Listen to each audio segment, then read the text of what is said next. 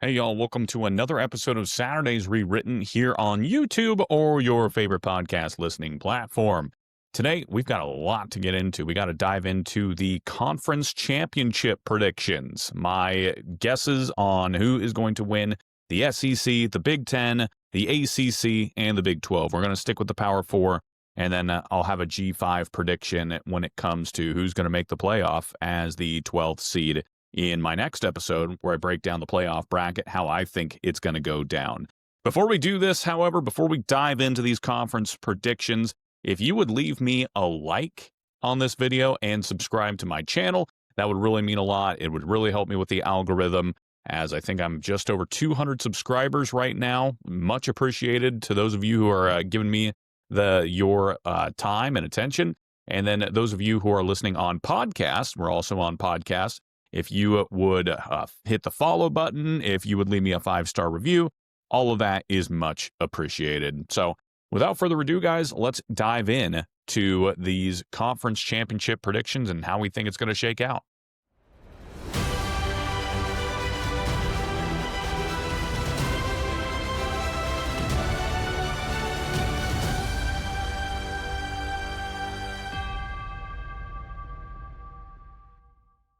All right, in no particular order, let's get into this. We're going to start with the SEC. That is not me saying that the SEC is the best conference. I'm not saying that the Big Ten is the second best conference. I will leave that up to you guys. Both conferences are fantastic. They both have separated themselves as the best two conferences. This is simply me diving in to the teams in front of me, okay? So first and foremost, when I look at the SEC is obviously year after year full of contending teams who I think could suddenly break through, and suddenly we're talking about a new conference champion. It's full of talent from top to bottom. Teams that jump out to me immediately: Texas, Georgia, Alabama, of course. To me, those are probably the top three. But then you've got a ton of other teams that I think could slide in there as well. You got LSU, who went crazy in the transfer portal. You got South Carolina, who with Lenora Sellers and Coach Beamer waiting in the wings. They got a great defense, too. I do have some questions about their wide receiving room, which is why maybe I'm not as high on them as other people are. But South Carolina's great. You got Florida. Florida's waiting in the wings with DJ Lagway. And Coach Napier has suddenly revitalized what used to be viewed as a sinking ship last year. There were many people who were calling for Napier's head last year, and now everyone's talking about Florida as a potential playoff team this year. You've got Oklahoma revitalized with John Mateer and his offensive coordinator following him from Washington State, Ben Arbuckle. There is a lot of storylines in the SEC this year with all those teams. So without further ado, let's kind of dive into some teams to keep an eye on and who we think possibly are going to win the SEC here. I'll give my pick after we kind of do a brief run through. So Texas, I've talked about them in my preview before. I've talked about Georgia, talked about Alabama, LSU, and Oklahoma. But Texas, what's not to like? You got Arch Manning, who I think is probably going to make Texas an even more dangerous team than they were last year. There's just so much he can do as a dual threat quarterback with his legs, but also he's going to throw the ball downfield more to a pretty elite Texas receiving core. There's some unknown and uncertainty with the receiving core. We did lose a couple of draft picks from last year's receiving core to the NFL, but still, Texas reloaded, in my opinion. And I think we're going to be introduced to some new household names this season. So Arch Manning, he already showed last year he threw the ball for an average of 7 yards downfield compared to Quinn Ewers, I think he was at 5. So he's going to push the ball downfield more. That will result in probably some mistakes. Maybe he gets a little too greedy, but it's also going to result in some really exciting plays. And also, Texas ranked towards the bottom half of the country when it comes to red zone scoring percentage, or touchdowns, that is. They ranked towards the bottom of the barrel in national rankings. I think that vastly improves with Arch Manning at quarterback. You still got Steve Sarkisian, who's a brilliant offensive mind. In my mind, Texas right up there for the SEC championship. They are at least, they're going to be right in the mix of things. Moving on to Georgia. Georgia could be right up there too. The team that swept Texas last year. All the while, last year they had a bad frankly, a pretty mediocre offense in comparison to years past for Georgia. They had wide receivers that had bricks for hands. They led the nation in drops. They had an offensive line that struggled to stay healthy. They had a bad tackling on the defensive side. They couldn't run the ball because the offensive line was so banged up, and they were plugging new players in left and right. All in all, we just saw a Georgia team that wasn't as deep as they were in years past. And frankly, that's because of the NIL and transfer portal era, where teams are now able to come along and pluck players from these programs with the offer of money or playing time. And I think Georgia's fallen victim to that. I think a lot of these powerful programs are going to start falling victim to that a little bit more for the most part. That being said, with the new salary cap coming in, I do think teams are also going to be able to use the salary cap to potentially help with player retention. So we could see that course correct in the coming years here. But for the time being, it's been a little bit difficult to keep a roster together. So with that being said, this year with Georgia, I already talked about them in a previous video. You guys can go find that on my channel. I think Georgia is going to be getting back to its roots a little bit more. Carson Beck, he's moved on to the U. I think we're going to see a little bit more of ground and pound, which is what Kirby Smart wants anyways. And we're going to see an elite defense that maybe is not as deep as they are in years past, but there's still got some ball hawks on both sides, both in the trenches as well as in the secondary. So I like Georgia. Gunnar Stockton, I do have some questions about. I don't think he has a high as ceiling per se as a Carson Beck. But again, he's dual threat, so he's going to be able to take off a little bit more than Beck would to, pick up some yardage here and there. Just intel out of camp made it sound like that sometimes Gunnar will lock on to a wide receiver a little bit more than he should, and that could get him into some trouble. Also, his pocket awareness needs to be better. Georgia also brought in some excellent wide receivers, certainly help him when it comes to finding targets. Zachariah Branch, curious to see how he does at Georgia. Easily one of the best athletes in all of college football. His production and his yards might not suggest that, but I think he's going to fit into Georgia and really show what he can do. Maybe he doesn't explode for over 1,000 yards or anything like that, but keep an eye out for Branch. Georgia also has some really good young running backs that they're going to be able to turn and hand the ball off to. So keep an eye out on Georgia. If their offensive line can be returned to that dominance that we're used to seeing from Georgia, where they're able to ground and pound, control the clock, and then grind you down with that defense, Georgia could be the SEC champion. End of story. But how about Alabama? Alabama last year had a very mixed season. We all know that. 9-4 on the regular season. With some Bama fans, it was as if the sky was falling, and can't really blame them too much because they've been so used to Nick Saban for the last decade or so. Kalen DeBoer, he's a great coach. He's won everywhere he's been. Give him some time. So all in all, I think that was the sentiment for Alabama fans. But it did kind of end with a bit of a dud, getting smacked in the mouth by Michigan. Lost a bad one to Oklahoma. Did beat Auburn, so there's that. That's the main important thing. But, still a shaky season last year for Alabama. Let's turn the page, though, as now Alabama comes into this season with some massive expectations. And I think Alabama is going to be a little bit more of a popular pick this year to potentially not only compete for the national title, but maybe win the national title. All right. They are returning a lot of talent on the defense. They've got some elite, probably one of the best linebacking cores in the SEC. And when you've got guys like that roaming at the second level, it's going to make Alabama's defense insanely dangerous. They've got a good secondary. Their defensive line is deeper than it was last year. And I really like the look of Alabama's defense. Now, currently, Alabama does sit third behind preseason odds, Texas and Georgia at plus 475 to win the SEC. But they're right there. So that's their defense. On offense, they've got a brand new quarterback in Ty Simpson. I think he's going to be a little bit more of a gunslinger for the Alabama offense, which in a Kalen DeBoer system, you need somebody who can zip the ball out to your playmakers out wide and lead an offense down the field. I think Jalen Milroe could do that. He has the skill. He's obviously in the NFL off to the Seattle Seahawks. But I think at times Milroe, he's just not as quick as a decision maker. And sometimes he held the ball too long, which got him in sack trouble, which is surprising for a guy who's such escapability. The offensive line, to be fair, wasn't as great at pass protection last year. That's something Alabama has struggled with the past couple of years. But all in all, I think Ty Simpson, he's going to be able to be a little bit more natural as a pocket passer.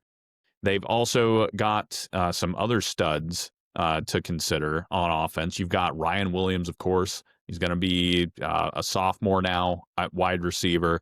Unanimous preseason All-American, preseason All-SEC first-team selection on offense. Few wide receivers have generated that buzz this early. He's able to be a go-to playmaker from the get-go, just like a Buckeyes wide receiver we're going to be talking about down the road here. Jam Miller, preseason All-SEC third-team offense, dependable back, Doak Walker Award candidate. And he's good out of the backfield. He's a good outlet option for Ty Simpson. So keep an eye out there. So you've got those three teams that are going to be popular picks to win the SEC. But then you've got LSU's Garrett Nussmeier and the LSU Tigers totally revamped in the transfer portal. You got Florida with Billy Napier being kind of a dark horse. Then you got Oklahoma as well with John Mateer and their kind of revamped team in the offseason. For me, when I look at the SEC, I'm going to go conference by conference here. So let's start with just get the SEC champion here. In my mind, I think I'm going to lean with who's going to meet in the SEC championship game. I think it's going to be Texas, and I think it's going to be Alabama. I think Texas versus Alabama for the SEC championship game. And I am going to go with the Alabama Crimson Tide to win the SEC championship. I just think they have a good combination of a solid defense returning with a lot of young talent, but also veteran anchors that are really going to stabilize things. I don't know if they return to the Nick Saban defense of old where they're holding opponents to 16 to 18 points a game. I don't know if we get there, especially in this new era of college football where everyone's gunslinging the ball around. But I'm just saying, Alabama's defense is deep. They've got playmakers all over that side of the field, and I think we're going to see a little bit more of a Kalen DeBoer offense come to the table here. They do have some tough games on their schedule, no doubt. They have to go on the road at Georgia. I think that's probably a game that they lose. That being said, Kalen DeBoer, I believe he's 6-1 versus the likes of Steve Sarkisian, Dan Lanning, and Kirby Smart. 6-1. That's not a bad record against coaches like that. So if a guy was going to outcoach somebody, outduel somebody in a hard road environment like at Georgia, it would be Kalen DeBoer. So I think based on their talent, both sides of the ball, I got to go with Alabama to win the SEC. That's my pick there. Okay, so that brings us to the Big Ten. Again, in no particular order, but starting with the Big Ten, there's plenty of teams that, there's probably a top tier and then a tier 2 or maybe, tier 3 teams to keep an eye on. The tier 1 teams for me, Penn State, Oregon, Ohio State. And then tier 2, maybe fringe tier 1 would be Michigan. I think Michigan is being slept on. I think Bryce Underwood, he could elevate what was a awful Michigan offense last year into an offense that you can't ignore entirely anymore. They're not just going to run the ball. I think he can push the ball downfield. I think he can. I do have some question marks at who he has at wide receiver. But Michigan, they're always going to be able to rely on that run game. They're going to have a much improved, or they're at least going to have an improved offensive line, I think. And I think Michigan could be slept on a little bit. Then you've got teams like Nebraska and Illinois as well that I think you got to keep an eye on too. The Hawkeyes, Iowa, they're always sneaky, even though, offense with them seems to be something they're allergic to. They went 8-5 last year, 6-1 at home. They're really tough to beat at home, but that's probably kind of the tier system you're looking at in the Big Ten. So let's go. I look at Penn State, Drew Aller, Nick Singleton, Katron Allen. They brought in some wide receivers to give some more weapons to Drew Aller so he can throw the ball downfield.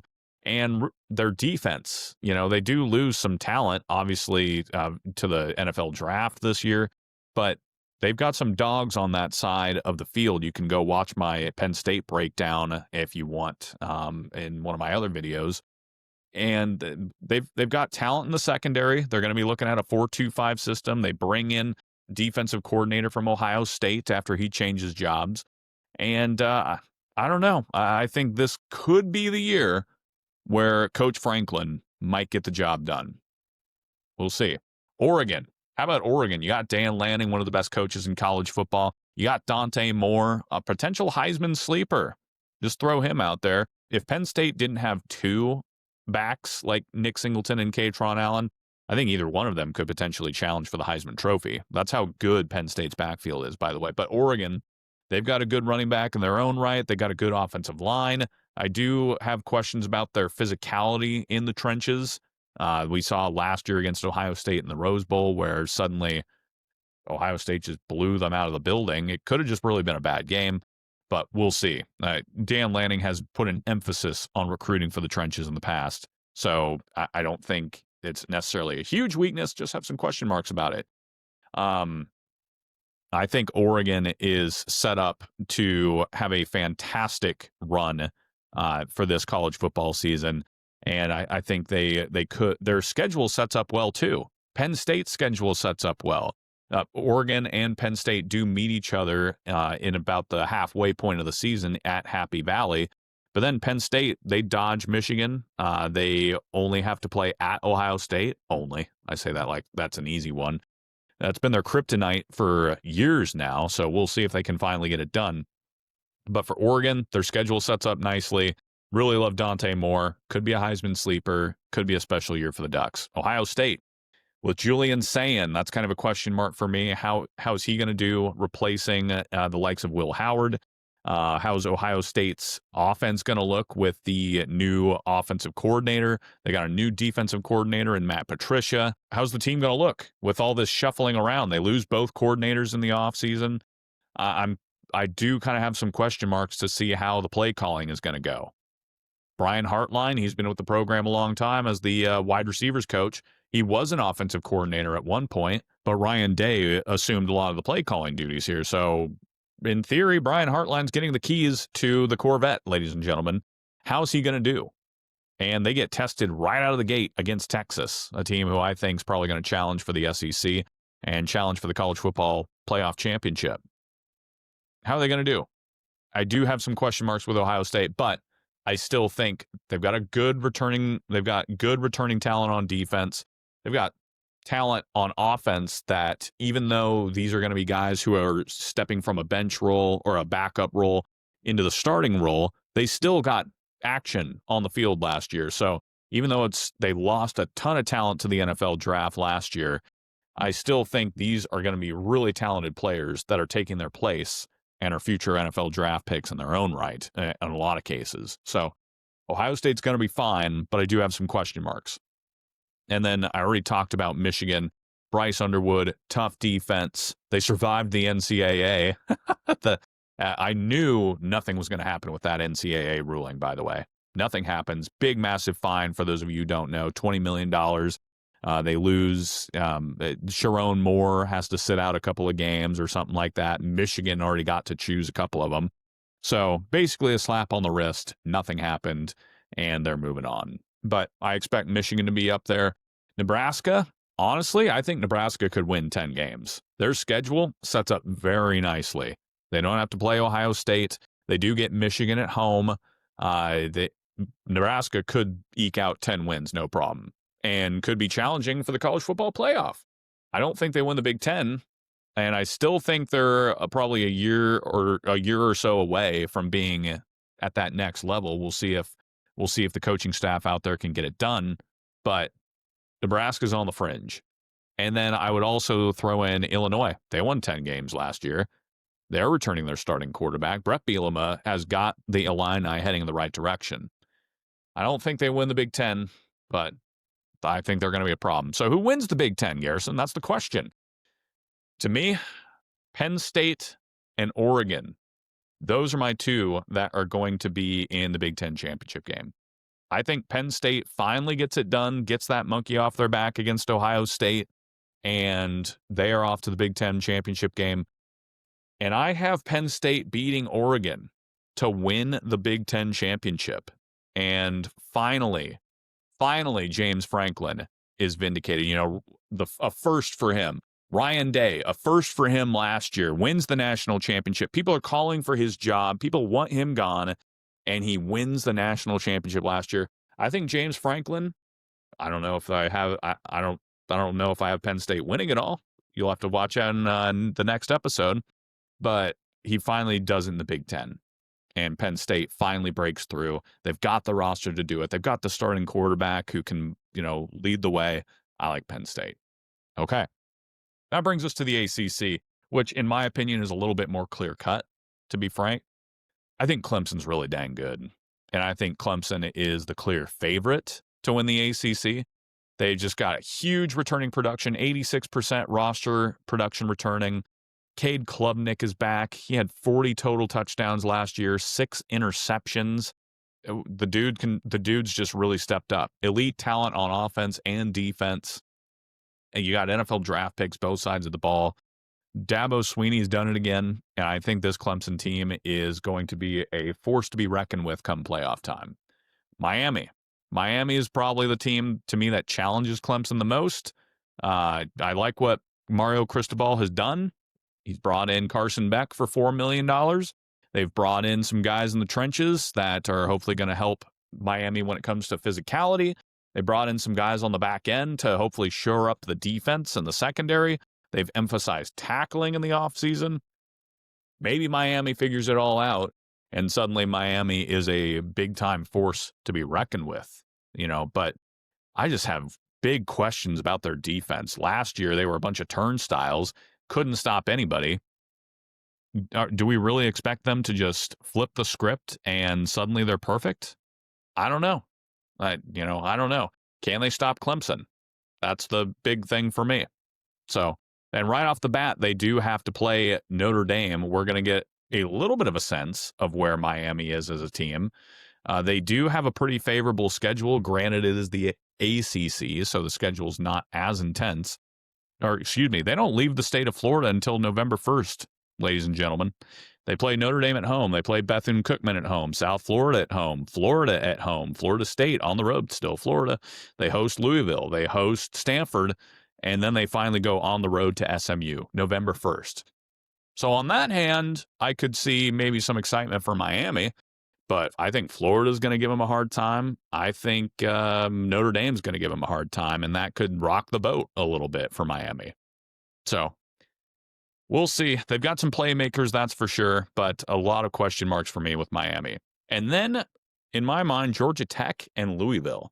Those are two teams, Georgia Tech mostly, but Louisville has also been good under Jeff Brom. Georgia Tech's on an upward trajectory. I think a lot of people are sleeping on the Yellow Jackets. Could be a potential playoff sleeper, I would go as far as to say. But all in all, my ACC pick is pretty easy. For me, I'm going with Clemson. I have them beating Miami in the ACC championship game. Should be a good one. Should be a fun contest with a lot of good talent on both sides of the ball. Miami's schedule does set up nicely, but I think Clemson's just too much for the ACC, and they could run the table. Clemson's schedule also sets up pretty nicely. They don't have a ton. They do play LSU right out of the gate. I personally think they're going to win that one. But then, I look at the rest of their schedule. I don't see really any tough ones. At Louisville could be tricky, and then at South Carolina. Those are the two other games on their schedule where I could see Clemson being challenged a little bit. Louisville may be tricky, but I still like Clemson. Clemson could run the table. If they beat LSU, I could see them run the table. At South Carolina, though, that'll be pretty brutal. But to me, this just seems like the year for Dabo Swinney. It's all culminated to this, 86% returning production, great starting Heisman candidate quarterback. I like Clemson. All right, let's go to the Big 12, the last of the Power 4 conferences, the Big 12. And I have no clue what's going to happen. I'll be the first to admit. I mean, last year, Arizona State was expected to finish last in the Big 12. They won. And Arizona State returned Sam Leavitt at quarterback, the guy who was a potential Heisman guy. And then Coach Kenny Dillingham, I really love what he's done. He's kept the whole staff together. They were able to keep a lot of their players on this team. So a lot of continuity coming back for Arizona State. At Utah, I like Utah. Kyle Whittingham's going to be back. No Cam Rising this year for the first time in what feels like 30 years.